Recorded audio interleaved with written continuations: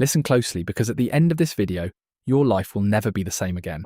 Most people will never be rich, not because they don't work hard enough, not because the economy is against them, but because of one daily mistake they keep making. And I'm going to show you exactly what it is right now. Here's a number that should make you stop and think.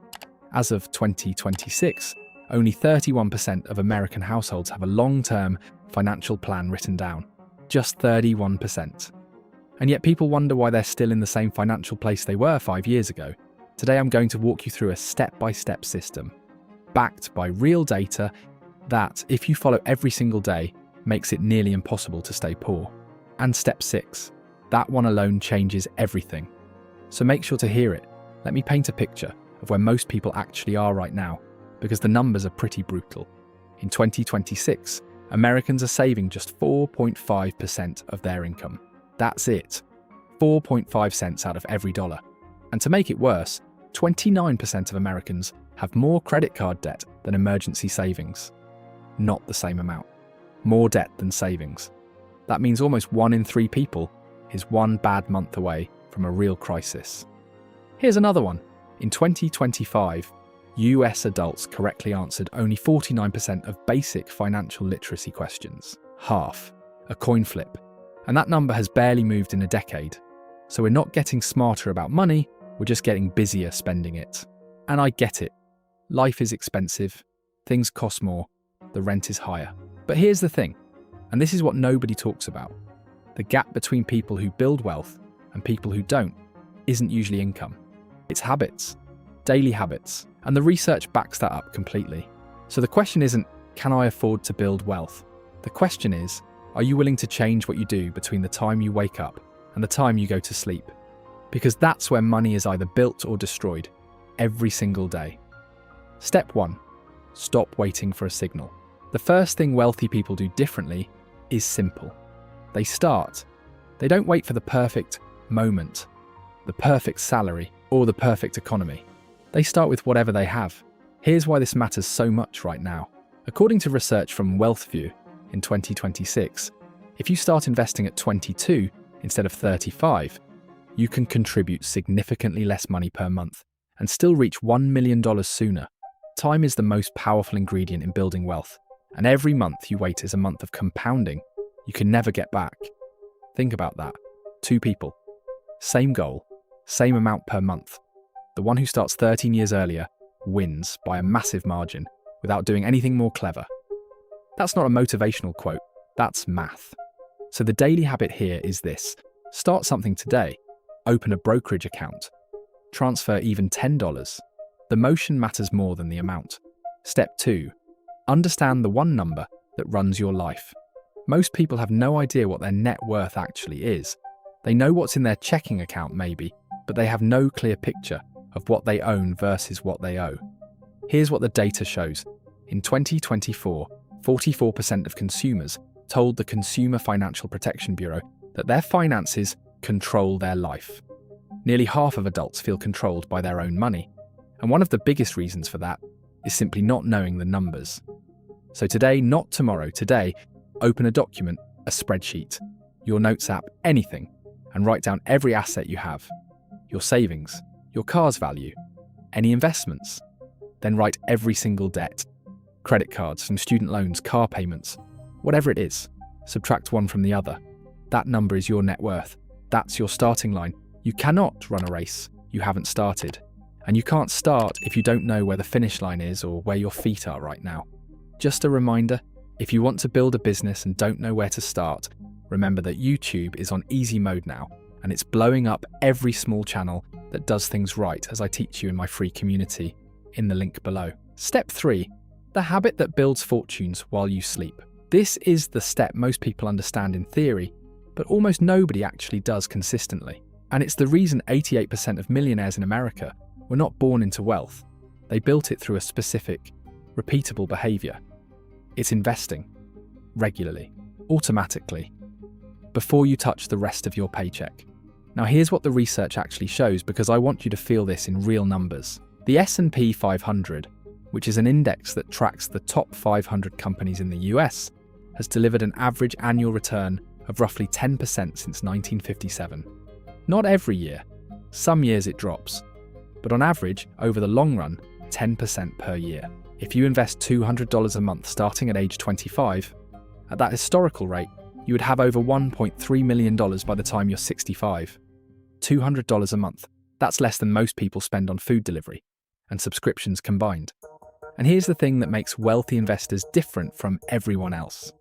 Research from Saving Advice shows that rich people treat investing like a bill they must pay, not something they do with leftover money. They automate it. The money moves to investments the moment it arrives, before impulse can touch it. The daily habit: set up an automatic transfer to an investment account.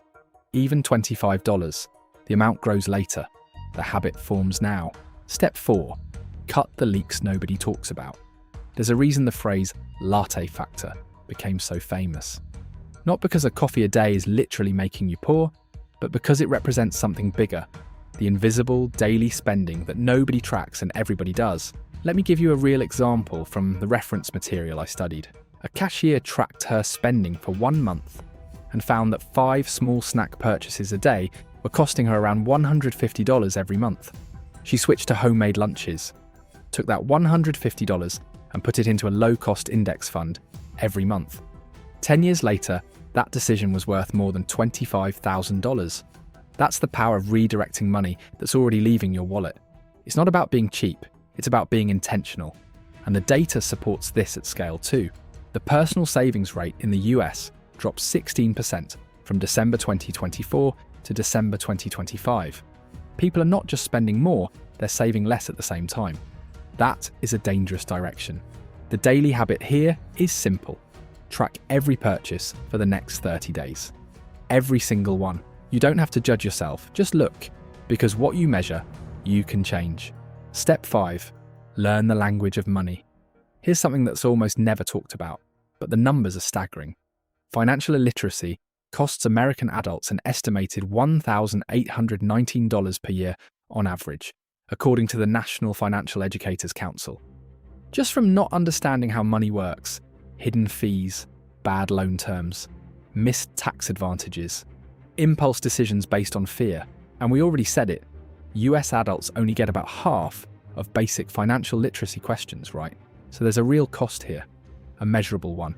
The good news, learning the basics doesn't take years, it takes 30 minutes a day. A good book, a reliable YouTube channel, a podcast on your commute.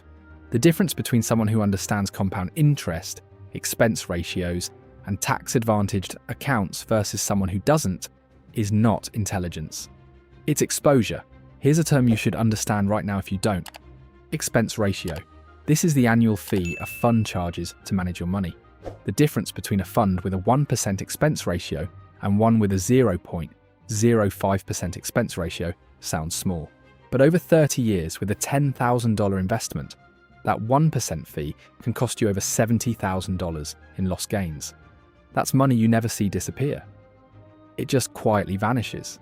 Warren Buffett himself said he wants his family's inheritance placed in a low-cost S&P 500 index fund when he's gone. Not hedge funds, not individual stocks. A simple, low-fee index fund. The daily habit: spend 20 to 30 minutes learning one financial concept every day. 1. That compounds 2. Step 6. Build more than one income stream. Remember at the beginning I said step 6 changes everything. Here it is. According to data from 2025, diversifying income through side hustles, freelancing, or passive income streams is becoming the defining trait of financial resilience in this decade. It's not just a trend, it's a structural shift in how wealth is built. And the reason is simple. One income stream is fragile. One job loss, one economic shock, one bad quarter, and that stream dries up. But 2 or 3 streams, that's a different game. Entirely. Here's what's possible, and it's real. In 2025, the gig economy supported over 70 million Americans in some form of freelance or secondary income. And for many, those secondary streams eventually outgrew the primary one. Let me give you another real example. Someone who repaired phones in the evenings, using free tutorials and a $20 toolkit, charged half of what large repair shops did. Within 1 year, that side job was earning more than his day job. He then opened a kiosk that employs 3 people. That didn't require a business degree. It required a skill, consistency, and the discipline to spend evenings building instead of watching TV. Now think about what you already know. Can you teach something? Design something? Fix something? Translate something? Write something? The internet has turned almost any honest skill into a potential income stream. And in 2026, tools like AI make it easier than ever to learn new skills fast and deliver them at scale. The daily habit: spend at least 30 minutes per day on a skill that could become income. Even if it doesn't pay $1 for 6 months, it will pay eventually. And remember that one income stream can be YouTube, since it's on easy mode now, and I can help you in my free community below. Step 7. Protect your future self. Here's the step that people put off until it's too late, and then spend the next decade regretting. As of early 2026, Fidelity and Vanguard reported that 401k balances hit record highs. Good news, right? But here's the other side of that data. Only 35% of Gen Z participates in employer retirement plans, with a median savings of around $9,500. Meanwhile, millennials have a median of $43,000 saved, and that still isn't close to what they'll need. And 34% of working Americans say debt is a significant barrier to saving for retirement. So people are stuck in a loop. Debt prevents saving, lack of savings creates more debt. Breaking that loop requires two things. First, build a cash emergency fund, even 1 month of expenses. This is the buffer that stops a job loss or a broken car from becoming a credit card disaster. Start with $1,000. Feed it every paycheck automatically before you spend on anything discretionary. Second, contribute to a tax-advantaged account, a 401k, a Roth IRA, anything that lets your money grow without the government taking a cut every year. If your employer offers a match on a 401k, not taking the full match is literally leaving part of your salary on the table. That is free money that you are choosing not to take. The daily habit: check your retirement contribution today. If it's 0, make it something. If it's something, consider increasing it by 1%. Step 8. Guard your environment like your wallet. This one sounds soft, but the research is rock solid. Your environment shapes your financial behavior more than motivation does. Think about it this way. If everyone around you talks about money as a source of stress, gossip, and complaints, you will absorb that. You will subconsciously make decisions that align with that mindset. But if your environment includes people who talk about investing, business ideas, skills, and growth, your decisions shift without even trying.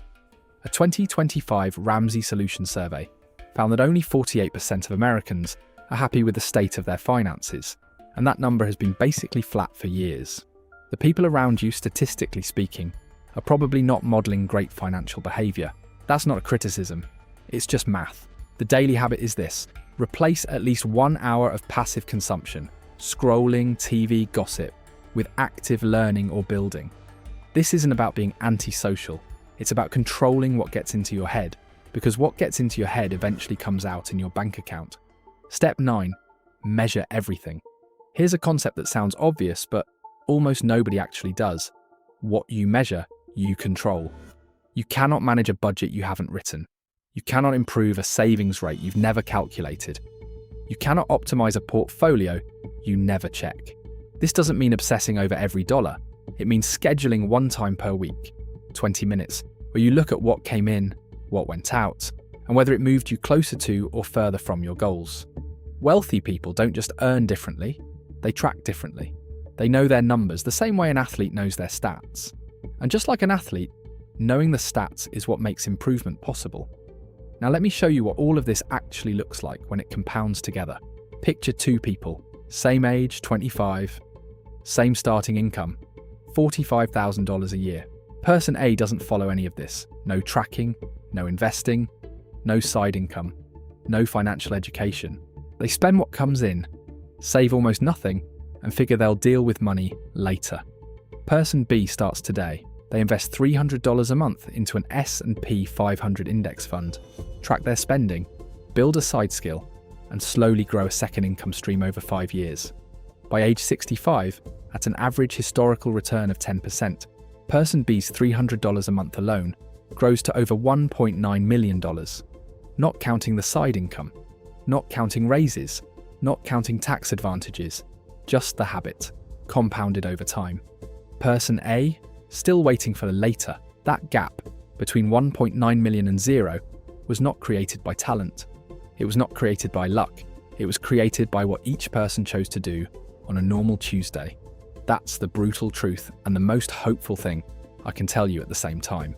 If this opened your eyes, subscribe and watch this video on screen to understand which compounding strategy you should use in a crash. Just a reminder, I'm not a financial advisor. This video is for educational purposes only, and any results depend on your own decisions and actions.